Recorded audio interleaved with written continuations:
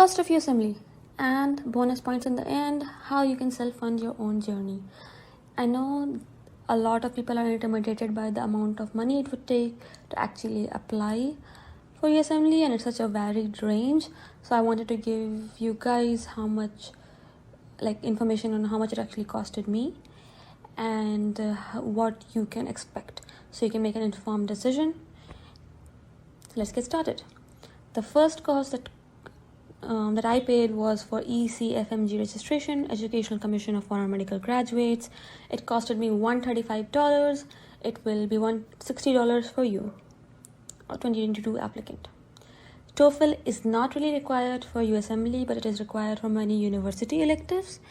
And so I gave TOEFL. It costed $165 and maybe $50-$60 more if you are traveling to another city to give it. $190 for you. So I don't think it is lost on anybody how expensive UWorld and other study resources can be. I only used the first aid and UWorld QBanks. I took it for normally 6 months. So step 1 costed me $439. I took step 2 CK Bank for nearly a year because of the COVID and the CS cancellation. I didn't know when I would be giving it, so it costed me $539. And I did not give step 3 before I applied.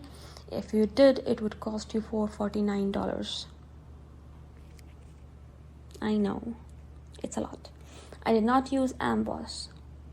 So it is important to note that cost and expense is relative, and one should not shy away from investing into themselves and investing into the future, and should actually compare if what they're investing and the amount they're investing is worth the value. And I think I've made a lot of not a lot, at least some investments which would have seemed very risky to other people, but I felt have paid a lot in the long run. Let's also add an applicant X who did a research year, so you get an idea, since a lot of people tend to do a research year in Mayo or Harvard, etc. The step 1 cost. So I paid approximately $940 for my step 1. It is also maybe irritating to note that for US grad, step 1 actually cost around $640, but for international people it's $975 now, with extra $180 surcharge for us. Step 2 is again $940, step 2 CK obviously, $940 and $975 plus $200 surcharge for international grads. 6 pathway fees. So even though I did not end up giving a CS, they asked us to pay $900 for expedited pathway approval, which is basically them checking that your scores are done and that your degree is valid, and they just basically looked at everything and said, yeah, this sounds okay. So I don't know, and it wasn't expedited, it still took like 3 months, so I don't know what the expedition, or I don't even know how to pronounce it anymore. There was nothing fast about it. Anyways, the pathway fees is now $925. So a lot of people use personal statement, application, and interview services, which I do believe can be a bit beneficial. I did not use. They can vary very significantly. The USMLE Sarthi package is $2,200, which is definitely a lot, but you do get free mentors available in Twitter and if you network, and I will talk about networking in another video. Normally people also charge $50 to $100 for just reviewing personal statement. So again, it's very varied. ERAS application, I believe, is one of the costliest part of the USMLE journey. It costed me $3,849, and since I applied to 155 colleges, so every time you apply again, it will cost you now around $4,000 more. So I had a friend who applied once, spent $4,000, applied even more broadly next time, so I ended up spending $5,125 in just the application fees. I totally forgot about something important. Since CS is no longer a part of the USMLE thing, which I feel is a big change. Step 1 being pass and fail, no CS. I do believe things have certainly different, somewhat easier exam wise. You have to give OET. I paid $350. Somebody in 2022 will be paying $406. Even though OET is somewhat of an easy exam, people tend to miss by narrow range, so I would definitely recommend preparing. I can make an OET video if you want. I definitely read properly about it, so if you want a video, let me know in the comments below. Telerotation. So I feel that is a whole topic in itself. Telerotation and US clinical experience. I did one telerotation with the AMO agency and I paid $2,400 for the same. One of my friends did 2 telerotations. One was $1,000, the other was $1,500, and then he did 3 more telerotations, but it was only worth $200 because again, telerotations and US clinical experience can be a major source of expense, but obviously also a great experience, a learning experience, and can lead to a lot of networking and connection opportunities. But this is one factor that can be very different for different people. I will try to give a basic range of what you can expect. So if you do a paid clerkship through one of the agencies, AMO costs between $2,400 to $3,000. Med clerkships cost around $2,000. University of Miami is around $1,200. USMLE Southeast self-select is around $1,500. Harvard application, like the rotation cost $4,000. Yale costs, I believe, is $4,120. It may seem a lot. If you do have the financial support or you can fund yourself, I would definitely recommend. It won't change your chances to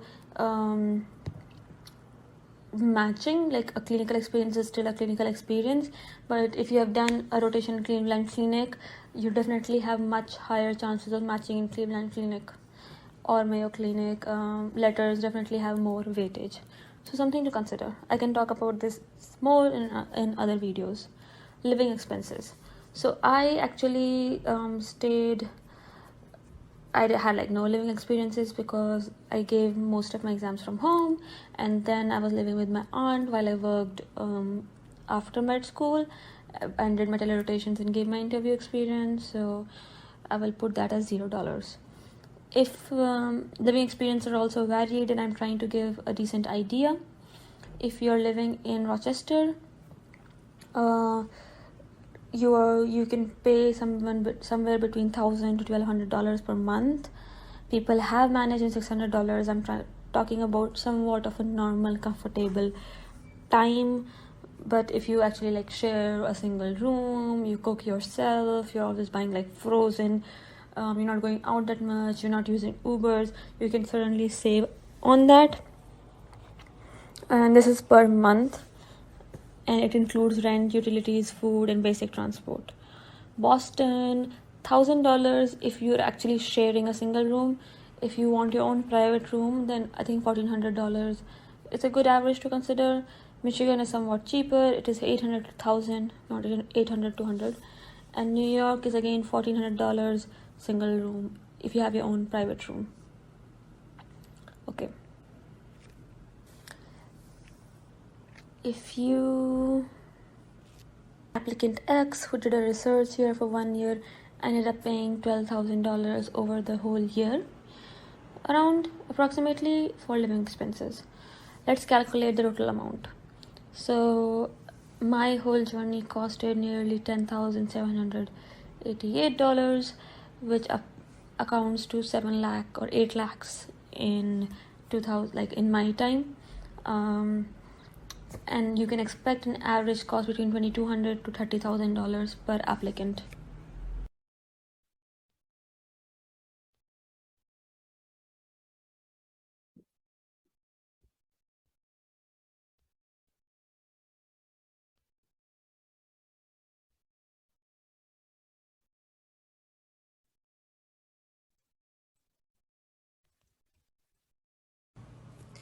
Hey guys, so if you have watched it this far, thank you for watching, and I really hope it was helpful, because these kind of things were very confusing when I was starting out.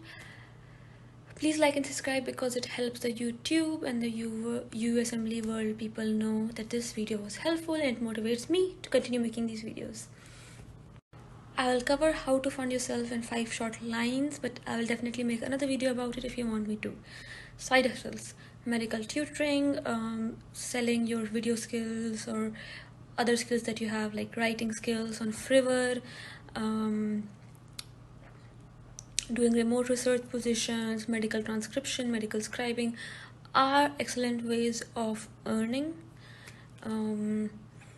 The second thing is, if you've already done MBBS, then looking for research positions or research assistant positions in the US is an excellent way of funding yourself. You can also obviously work in hospitals.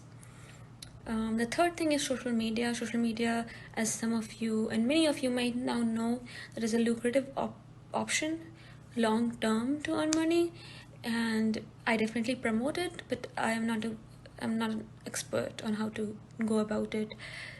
Whatever you do, however much you're earning, I definitely recommend investing.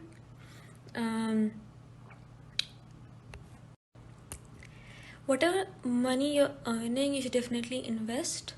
So use all these 3 methods to invest. If you're first and second year, you definitely have a lot of time. In 3 years, those investments can show results. The way I funded my journey was using my internship money, some of the money I earned through working in a hospital, and taking around $3,000-4,000 loan. I paid it all back by investments. Let me know if you want to know more about these things, and let me know if this video was helpful, and any questions other than these in the comments below. Until next time.